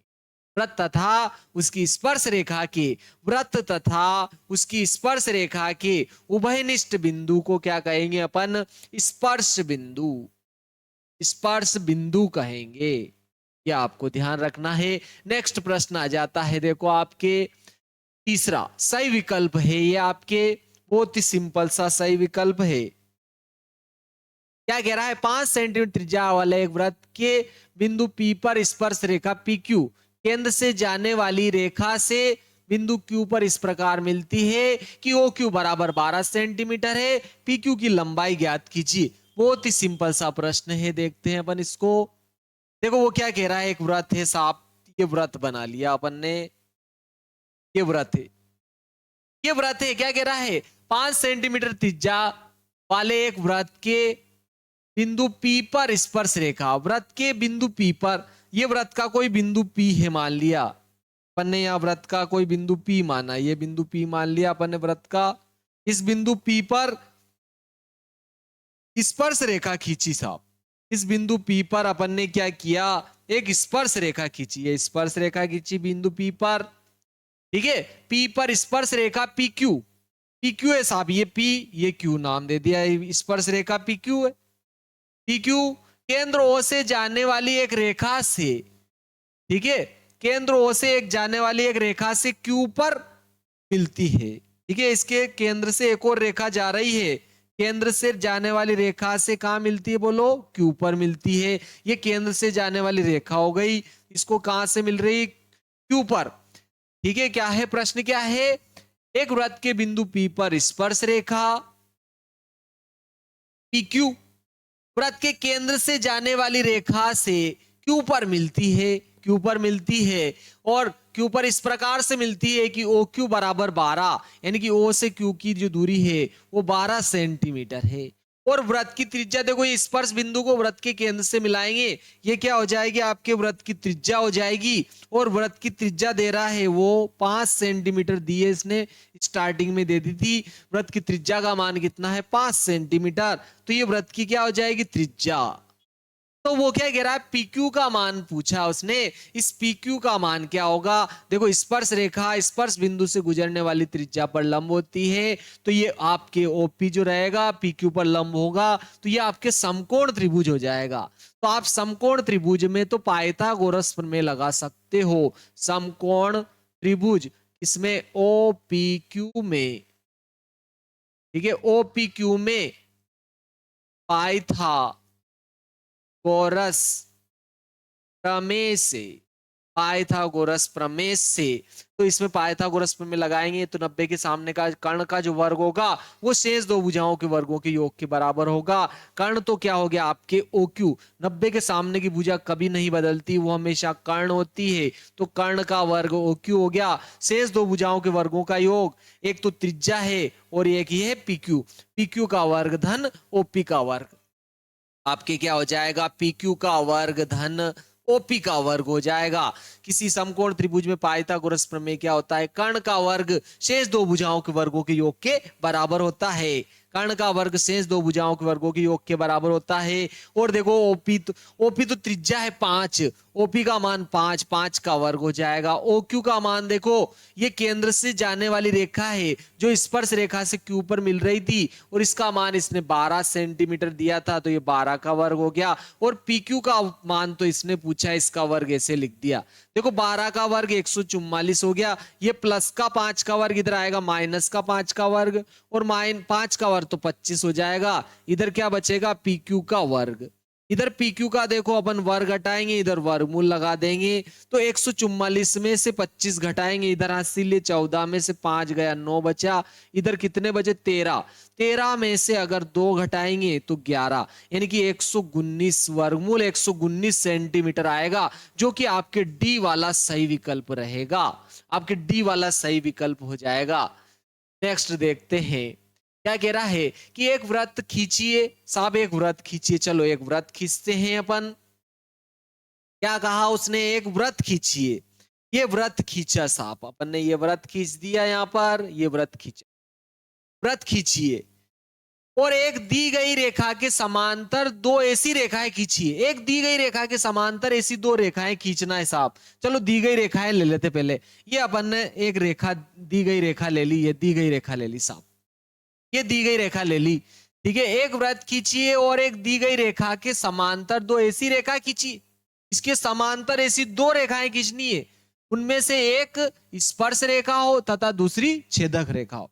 एक तो इसके स्पर्श, इसके समांतर वृत्त पर दो रेखाएं खींचनी, एक तो क्या हो स्पर्श रेखा और एक छेदक रेखा, चाहो तो आप इधर भी खींच सकते हो इधर भी खींच सकते हो, स्पर्श रेखा, एक छेदक रेखा होनी चाहिए और इसके समांतर होनी चाहिए, तो एक तो ये छेदक रेखा खींच दी अपन ने। आप स्पर्श रेखा इधर भी खींच सकते हो इधर भी खींच सकते हो, अगर आप इधर खींचोगे तो ये हो जाएगी आपके स्पर्श रेखा, और अगर आप इधर खींचते हो, ठीक है, आप इसके दोनों साइडों में खींच सकते हो, अगर आप इधर खींचते हो स्पर्श रेखा तो इसके स्पर्श रेखा क्या आएगी देखो, अगर आप इधर स्पर्श रेखा खींचोगे तो ये आपके स्पर्श रेखा इधर आ जाएगी, ये इसके समांतर होगी आपके, ये भी ठीक है। तो ये इसके, ये एक समांतर रेखा थी, इसकी ये दो समांतर रेखाएं होगी, एक छेदक रेखा हो गई एक स्पर्श रेखा हो गई, एक तो क्या हो गए आपके छेदक रेखा हो गई और एक क्या हो गए आपके स्पर्श रेखा, एक छेदक रेखा हो जाएगी आपके और एक स्पर्श रेखा हो जाएगी, ये दो रेखाएं हो गई, ये एक तो स्पर्श रेखा हो गई, एक छेदक रेखा हो गई, एक दी गई रेखा के समांतर केवल उसने खींचने की बात करी थी। एक वृत्त खींचिए और एक दी गई रेखा के समांतर दो ऐसी रेखाएं खींचिए जिनमें से एक स्पर्श रेखा हो तथा दूसरी छेदक रेखा। तो ये तो क्या हो गए आपके स्पर्श रेखा, स्पर्श रेखा, स्पर्श रेखा। स्पर्श रेखा यहां तो ये वाली है और यहां ये वाली है, ठीक है, दोनों में बाहर वाली है। और ये क्या हो गई आपके छेदक रेखा, छेदक रेखा, ठीक है, यहां पर ये है, यहां पर ये है, ये आपके छेदक रेखा है, यहां पर ये छेदक रेखा है, ठीक है। और ये कौन सी रेखा, दी गई रेखा, दी गई रेखा, ठीक है। इतना आपको नहीं बनाना था, बस आपको इतना लिखना नहीं है, ये कोई लिखना नहीं था, केवल ये रेखाएं खींचनी थी। चलो नेक्स्ट प्रश्न देखते हैं, बहुत ही महत्वपूर्ण महत्वपूर्ण प्रश्न है आपके, बहुत ही सिंपल सिंपल है और बहुत ही महत्वपूर्ण महत्वपूर्ण प्रश्न है।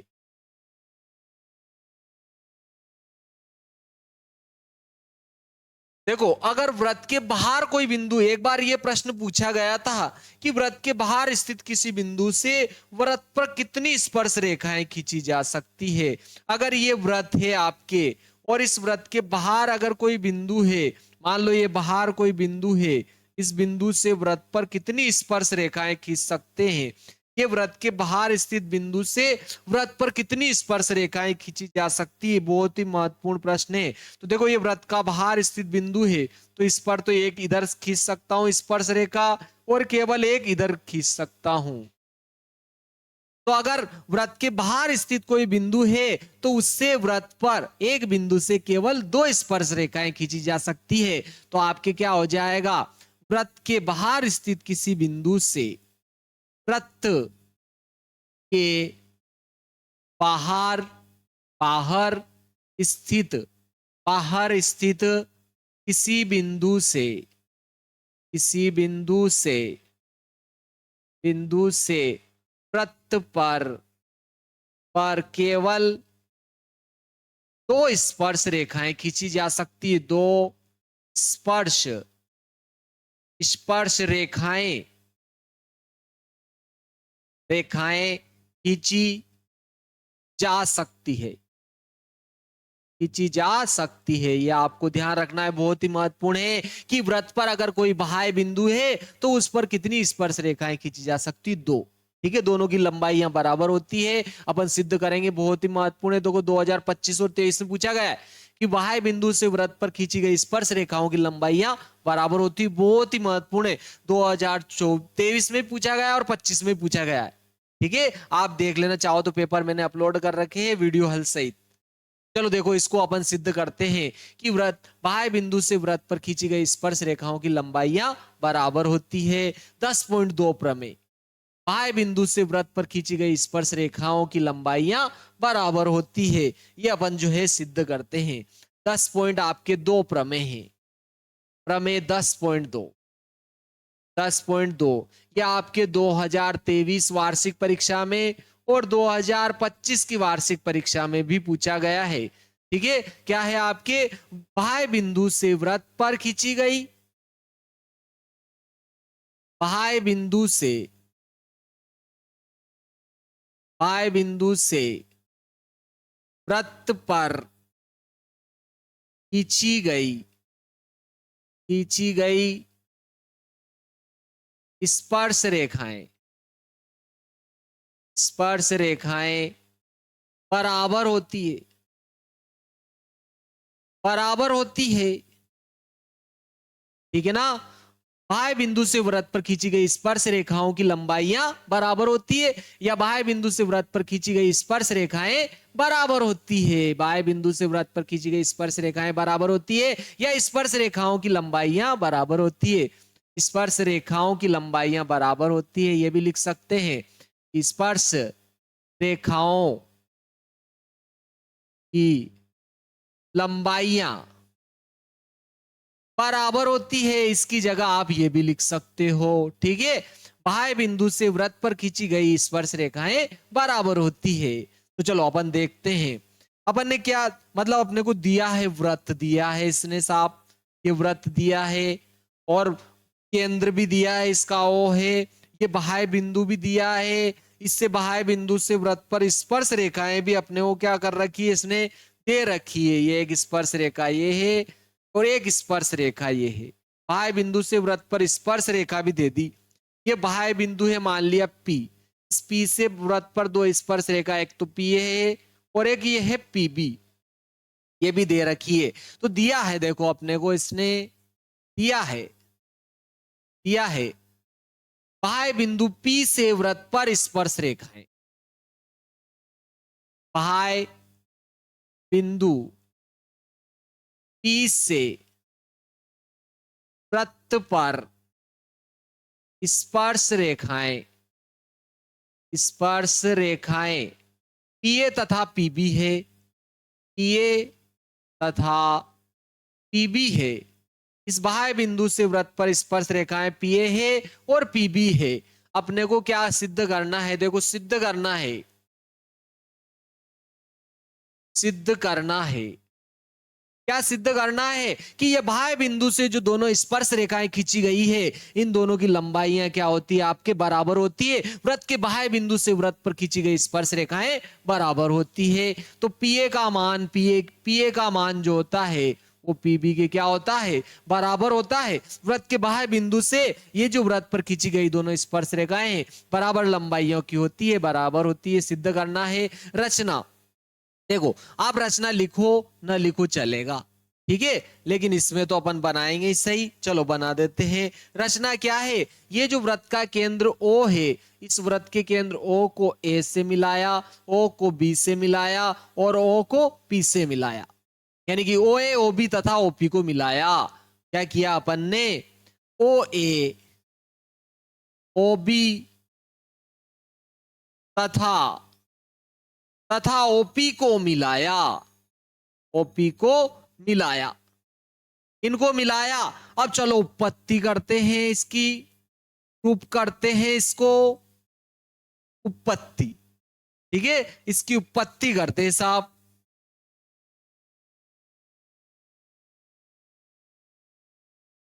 इसकी क्या करते हैं अपन, उत्पत्ति, उत्पत्ति करते हैं साहब कि वृत्त के बाह्य बिंदु से वृत्त पर खींची गई स्पर्श रेखाओं की लंबाई क्या होती है, बार आपके बराबर होती है। तो देखो अपने पास में यहां पर दो त्रिभुज आ गए, एक तो OAP त्रिभुज आया और एक OBP त्रिभुज आया। त्रिभुज त्रिभुज OAP व त्रिभुज OBP में, इन दोनों त्रिभुजों को मैं क्या करने वाला हूं, आपके सर्वांग सम सिद्ध करने वाला हूं, ठीक है। इन दोनों त्रिभुजों को कैसे न कैसे अगर सर्वांग सम अपन सिद्ध कर देते हैं तो CBCD नियम से सर्वांग सम त्रिभुजों की संगत भुजाएं क्या होती है, बराबर होती है, सिद्ध हो जाएगा। तो ये भुजा इस भुजा के बराबर बता देंगे, सिद्ध हो जाएगा। तो इसको सर्वांग सम सिद्ध करना है दोनों त्रिभुजों को, कौन सा, एक तो OAP लिया, OAP त्रिभुज लिया और एक OBP त्रिभुज लिया, दोनों को सर्वांग सम सिद्ध कर देते। तो देखो स्पर्श बिंदु, वृत्त के किसी बिंदु पर खींची गई स्पर्श रेखा स्पर्श बिंदु से गुजरने वाली त्रिज्या पर लंब होती है, अपन ये जानते हैं। तो अपन यहां लिख देते, चूंकि वृत्त के किसी बिंदु पर खींची गई स्पर्श रेखा, वृत्त के किसी बिंदु पर खींची गई स्पर्श रेखा स्पर्श बिंदु से गुजरने वाली त्रिज्या पर लंब होती है। वृत्त के अगर आप किसी भी बिंदु पर स्पर्श रेखा खींचते हैं तो स्पर्श बिंदु से गुजरने वाली त्रिज्या पर क्या होती है, आपके लंब होती है। वृत्त के किसी बिंदु पर अगर स्पर्श रेखा खींची जाती है तो वो स्पर्श बिंदु से गुजरने वाली त्रिज्या पर क्या होती है, बोलो, लंब होती है। ये अपन जानते हैं अच्छी तरीके से, क्योंकि वृत्त के किसी किसी बिंदु पर, वृत्त के किसी बिंदु पर, वृत्त के किसी बिंदु पर खींची गई स्पर्श रेखा, स्पर्श रेखा स्पर्श बिंदु से गुजरने वाली त्रिज्या पर लंब होती है। लंब होगी, लंबवत होगी, तो कोण कितने का बनेगा? 90 डिग्री का। ये स्पर्श रेखा और ये त्रिज्या है, लंब होगी तो ये कोण भी 90 डिग्री का, ये स्पर्श रेखा और ये त्रिज्या, तो ये कोण भी 90 का होगा। यानी कि दोनों कोण 90-90 के हो जाएंगे। तो अपन ने लिख दिया कोण ओ ए पी बराबर कोण ओ बी पी बराबर 90 डिग्री। ओ ए पी और ओ बी पी दोनों कोण 90-90 के रहेंगे। और देखो इसमें भी 90 के सामने का ये कर्ण, इसमें भी 90 के सामने का कर्ण, दोनों त्रिभुजों में आ रही है ओपी भुजा। इस त्रिभुज में भी आ रही है और इसमें भी आ रही है, तो ओपी क्या हो गई? उभयनिष्ठ भुजा। ओपी बराबर ओपी उभयनिष्ठ भुजा। लेकिन कर्ण भी है क्योंकि 90 के सामने की है। ये क्या है बोलो? उभयनिष्ठ भुजा। उभयनिष्ठ भुजा क्योंकि दोनों त्रिभुजों में आ रही है तो बराबर तो होगी, सही ना। और दूसरी बात देखो, एक ही वृत्त की त्रिज्या क्या होती है? बराबर। तो ओ ए बराबर ओ बी, ये लिख दिया अपन ने, ओ ए बराबर ओ बी। ये किस कारण से है? एक ही वृत्त की त्रिज्या है। जब एक ही वृत्त की त्रिज्या है तो क्या हो जाएगी आपके? बराबर हो जाएगी। एक ही वृत्त की त्रिज्या है तो बराबर होगी साहब। लेकिन देखो ये तो समकोण बता दिया, 90 डिग्री का कोण बताया, और ये 90 के सामने क्या क्या था? दोनों में कर्ण और ये भुजा, तो ये तो समकोण कर्ण भुजा प्रमेय हो गया। समकोण कर्ण भुजा सर्वांग समता प्रमेय, आरएचएस प्रमेय हो गया। आरएचएस सर्वांग समता होगी, right angle hypotenuse side, RHS प्रमेय हो गया। आरएचएस प्रमेय से दोनों त्रिभुज क्या हो जाए? सर्वांग सम। त्रिभुज ओ ए पी सर्वांग सम होगा आपके त्रिभुज किसके? ओ बी पी के। कौन सी सर्वांग समता है? आरएचएस सर्वांग समता से। आरएचएस सर्वांग समता से ये दोनों त्रिभुज क्या हो गए बोलो? सर्वांग सम हो गए साहब। जब ये दोनों त्रिभुज सर्वांग सम है तो सीपीसीटी नियम क्या कहता है? सीपीसीटी नियम क्या कहता है? जब ये दोनों त्रिभुज सर्वांग सम होंगे तो इनकी संगत भुजाएं क्या होगी? बराबर। इसकी इधर वाली भुजा इसकी इधर वाली भुजा के बराबर होगी, यानी कि पीए बराबर क्या हो जाएगा? पीबी। पीए बराबर क्या हो जाएगा आपके? पीबी। पीए बराबर पीबी हो गया, अर्थात सिद्ध हो गया कि वृत्त के बाह्य बिंदु से वृत्त पर खींची गई स्पर्श रेखाएं क्या होती है? बराबर। यही तो अपने को सिद्ध करना था कि वृत्त के बाह्य बिंदु से वृत्त खींची गई स्पर्श रेखाएं बराबर होती है। 2023 में भी पूछा गया, 2025 में भी पूछा गया है। बहुत ही महत्वपूर्ण प्रश्न है, ठीक है। परीक्षा की दृष्टि से एमपी बोर्ड के लिए तो बहुत ही महत्वपूर्ण प्रश्न रहेगा ये, ठीक है। ब्रह्मास्त्र रहेगा आपके लिए, याद करना, बिल्कुल याद करें मेरे मित्रों इसको भी। चलो नेक्स्ट देखते हैं। देखें यहां पर आ जाता है, देखो एक और प्रश्न आया, बहुत ही सिंपल सा प्रश्न है। प्रश्न क्या है देखते हैं, देखिए अपन पहले, उसके बाद में इसको हल करते हैं। देखो सिद्ध कीजिए कि दो सकेंद्री वृत्तों में बड़े वृत्त की जीवा जो छोटे वृत्त को स्पर्श करती है, स्पर्श बिंदु पर समद्विभाजित होती है। ये स्पर्श बिंदु पर क्या होती है? आपके समद्विभाजित होती है, ठीक है। क्या कह रहा है? ये दो वृत्त है, दो वृत्त है, एक वृत्त ये छोटा है, एक बड़ा है, ठीक है। ये क्या है? दोनों सकेंद्री है। सकेंद्री यानी कि दोनों का केंद्र एक ही है, दोनों का केंद्र एक ही है। और बड़े वृत्त की उस जीवा, बड़े वृत्त की वह जीवा जो छोटे वृत्त को क्या करती? स्पर्श करती है, ठीक है, स्पर्श करती है छोटे वृत्त को, ठीक है। वो स्पर्श बिंदु से क्या होती है? समद्विभाजित होती है। ये अपने को क्या करना है? सिद्ध करना है। चलो अपने को ये अपने को क्या करना है? सिद्ध करना है। तो उदाहरण है आपके, उदाहरण पहला बहुत ही महत्वपूर्ण है। उदाहरण आपके कौन सा है? एक है। क्या कह रहा है? सिद्ध कीजिए कि दो सकेंद्री वृत्तों में बड़े वृत्त की जीवा जो छोटे वृत्त को स्पर्श करती है। सिद्ध कीजिए कि, सिद्ध कीजिए कि दो सकेंद्रीय, दो सकेंद्रीय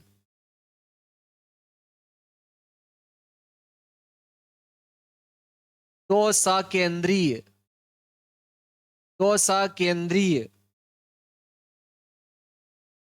वृत्तों में दो सकेंद्रीय वृत्तों में दो सकेंद्रीय वृत्तों में बड़े वृत्त की जीवा बड़े वृत्त की जीवा बड़े वृत्त की जीवा जो छोटे वृत्त को स्पर्श करती है, जो छोटे वृत्त को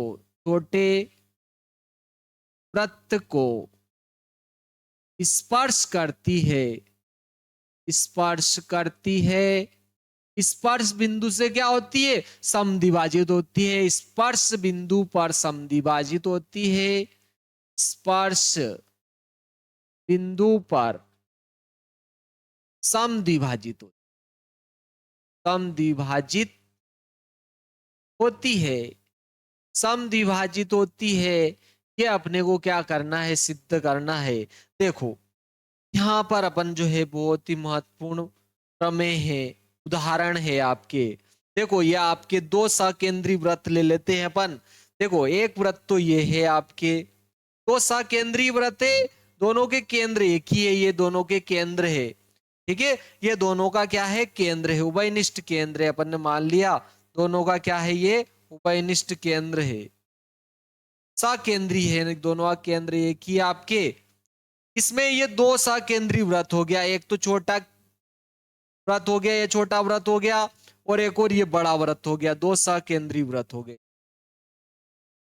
ये दो सकेंद्रीय वृत्त हो गए। इसमें क्या कह रहा है कि बड़े वृत्त की जीवा जो छोटे वृत्त को क्या करती है, स्पर्श करती है। ये बड़े वृत्त की देखो जीवा हो गई, जो छोटे वृत्त को क्या कर रही है, स्पर्श कर रही है, ठीक है। बड़े वृत्त की जीवा हो गई है, जो छोटे वृत्त को क्या करती है, आपके स्पर्श करती है। स्पर्श बिंदु से क्या होती है, समद्विभाजित, ठीक है। स्पर्श बिंदु पर क्या होती है, समद्विभाजित, यानी कि बराबर बराबर दो भागों में विभाजित होती है। मान लो इस स्पर्श रेखा को अपन ने ए बी नाम दे दिया, और स्पर्श बिंदु को अपन ने इसको ओ नाम दिया, और इसको नाम दे दिया अपन ने एम। तो ये एम बिंदु से क्या होगी, समद्विभाजित, क्योंकि एम क्या हो गया, आपके स्पर्श बिंदु, ठीक है। दो सकेंद्रीय वृत्त, ठीक है। बड़े वृत्त की जीवा ए बी है, जो छोटे वृत्त को एम पर स्पर्श करती है। दो सकेंद्रीय वृत्त, दो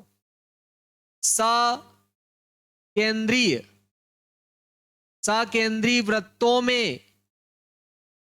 में बड़े वृत्त की जीवा ए बी छोटे वृत्त को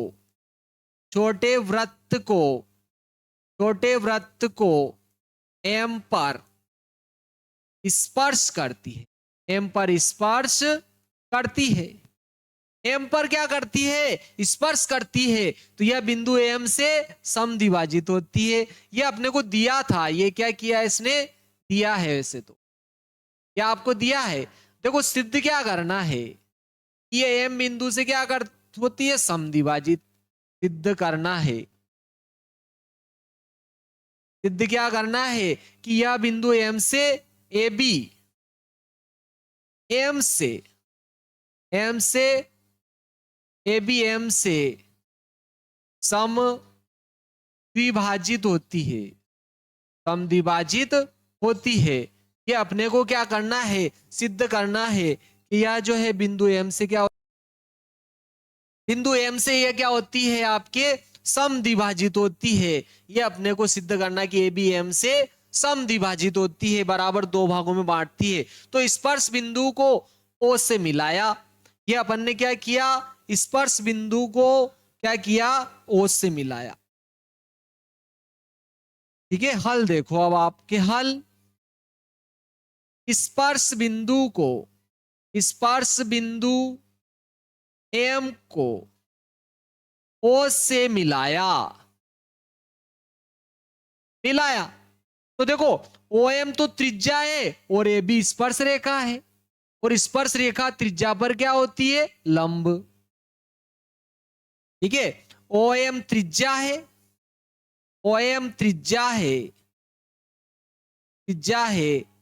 तथा AB स्पर्श रेखा है, स्पर्श रेखा है। OM तो क्या है, त्रिज्या है, और AB क्या है, स्पर्श रेखा है। लेकिन स्पर्श रेखा स्पर्श बिंदु से गुजरने वाली त्रिज्या पर लंब होती है। लेकिन स्पर्श रेखा स्पर्श बिंदु से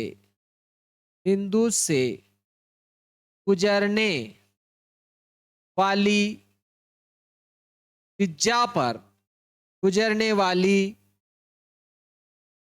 त्रिज्या पर लंब होती है। ठीक है, इसलिए OM AB पर लंब होगा, इसलिए OM लंब AB होगा। ये OM जो है AB पर लंब होगा, लेकिन AB तो क्या है, बड़े वृत्त की जीवा है, और ये इसके केंद्र से जीवा पर लंब हो गया। ठीक है, देखो, अर्थात OM लंब AB हो गया, यानी कि AB तो बड़े वृत्त की जीवा है, और OM क्या हो गया, केंद्र से इस पर लंब। लेकिन केंद्र से जीवा पर डाला गया लंब जीवा को समद्विभाजित करता है। वृत्त के केंद्र से वृत्त की जीवा पर डाला गया लंब जीवा को समद्विभाजित करता है। ठीक है, OM लंब AB है, OM लंब AB होगा।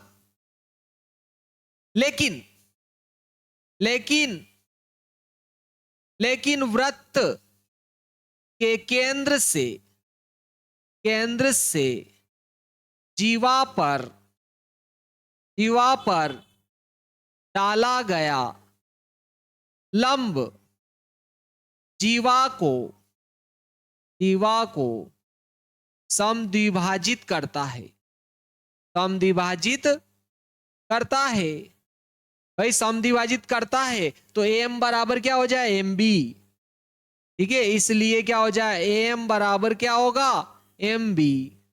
यानी कि कहने का ये अर्थ है कि अगर दो सकेंद्रीय वृत्त है तो बड़े वृत्त की वह जीवा जो छोटे वृत्त को स्पर्श करती है, स्पर्श बिंदु से क्या होगी, समद्विभाजित होगी, क्योंकि AM बराबर MB आ गया है। दोस्तों, अगर आपने वीडियो अभी तक लाइक, शेयर और सब्सक्राइब नहीं किया है तो वीडियो को लाइक, शेयर और सब्सक्राइब करें, अपने दोस्तों के साथ शेयर भी जरूर करें, और बेल आइकन को जरूर दबाएं ताकि आने वाले नए नए लेटेस्ट वीडियो आप तक पहुंचे। जय श्री महाकाल। नेक्स्ट वीडियो मिलते हैं।